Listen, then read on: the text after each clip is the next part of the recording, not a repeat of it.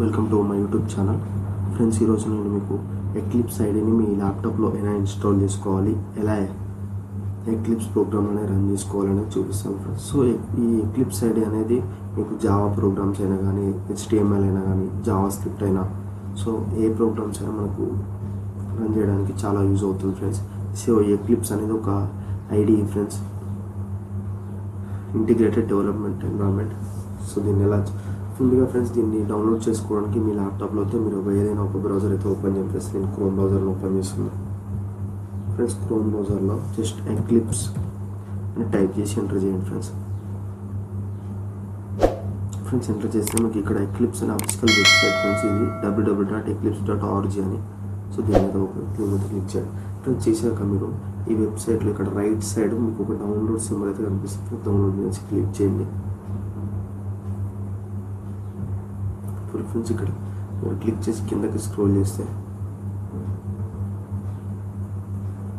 ఇక్కడ మీకు download packages అని ఉంటుంది ఫ్రెండ్స్ కింద. సో డౌన్లోడ్ ప్యాకేజెస్ మీద క్లిక్ చేయండి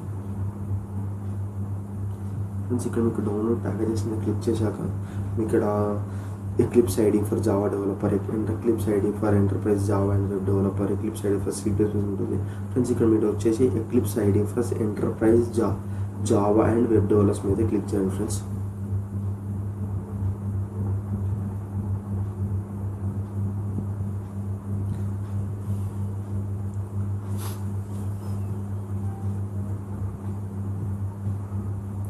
ఫ్రెండ్స్ ఇక్కడ మీరు మీది ఓఎస్ విండోస్ అయితే విండోస్, మ్యాక్ అయితే మ్యాక్, లైనక్స్ అయితే లైనక్స్. సో నేను విండోస్ వాడుతున్నాను కాబట్టి ఫ్రెండ్స్ ఇక్కడ విండోస్ ఉంటుంది కదా, 8/6/64 ఉంది.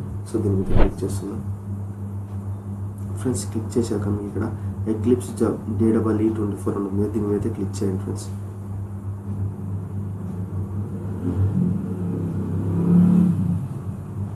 సో చూడొచ్చు ఫ్రెండ్స్, మనకైతే ఎక్లిప్స్ ఐడి అయితే డౌన్లోడ్ అవుతుంది ఫ్రెండ్స్. సో ఇలా మీరు మీ ల్యాప్టాప్లో ఎక్లిప్స్ ఐడిని ఇన్స్టాల్ చేసుకోండి ఫ్రెండ్స్.